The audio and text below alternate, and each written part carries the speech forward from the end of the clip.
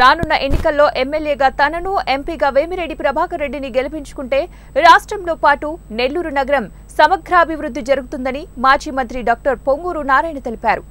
నెల్లూరు నగర నియోజకవర్గ పరిధిలోని 49వ డివిజన్లో నారాయణ విద్యాసంస్థల జీఎం విజయ్ భాస్కర్ రెడ్డి ఆధ్వర్యంలో స్థానిక నేతలు సుబ్రహ్మణ్యం, చిన్న, కార్తిక్ అలియాస్ కన్నా, పెంచ్లయ్య, లతీఫ్ వారి మిత్రబృందం భారీగా టీడీపీ తీర్థం పుచ్చుకున్నారు.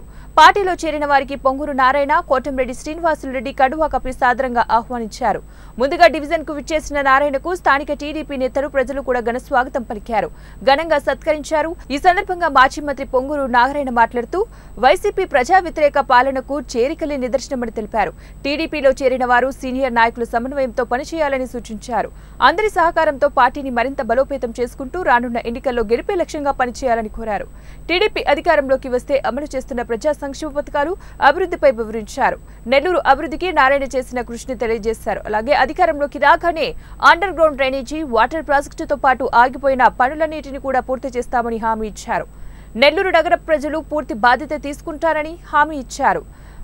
అనంతరం రాష్ట్ర టీడీపీ ప్రధాన కార్యదర్శి కోటంరెడ్డి శ్రీనివాసులరెడ్డి మాట్లాడుతూ రానున్న ఎన్నికల్లో ఎమ్మెల్యేగా పొంగూరు నారాయణను గెలిపించుకుని నెల్లూరును అభివృద్ధి చేసుకోవాల్సిన బాధ్యత ప్రతి ఒక్కరిపై ఉందని తెలియజేశారు. ఈ కార్యక్రమంలో టీడీపీ నాయకులు, కార్యకర్తలు పాల్గొన్నారు. అదేవిధంగా ఆ రోజు 43,000 ఇచ్చింది, 1-2 కాదు.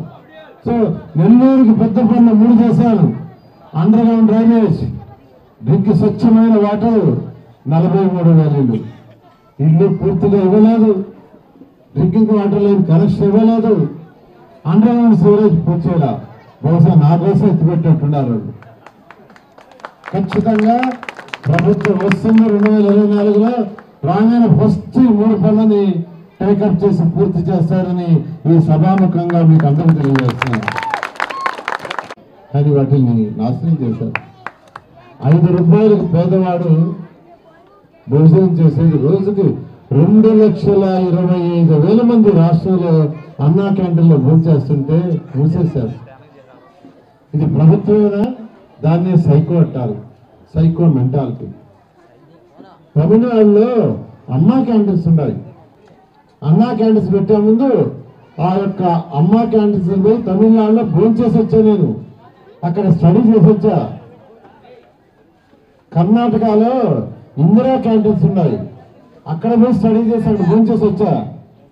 అవన్నీ స్టడీ చేసి అన్నా క్యాంటీన్స్ పెట్టా. ఈరోజు ఇందిరా క్యాంటీన్స్ ని కన్ను చేస్తున్నారు. తమిళనాడులో స్టార్లు వస్తే పాపం అమ్మా క్యాంటీన్స్ తీసేరా, అదే క్యాంటీన్స్ ని అదే పేరుతో చేస్తున్నాడు. అది నాయకుడు అంటాడు.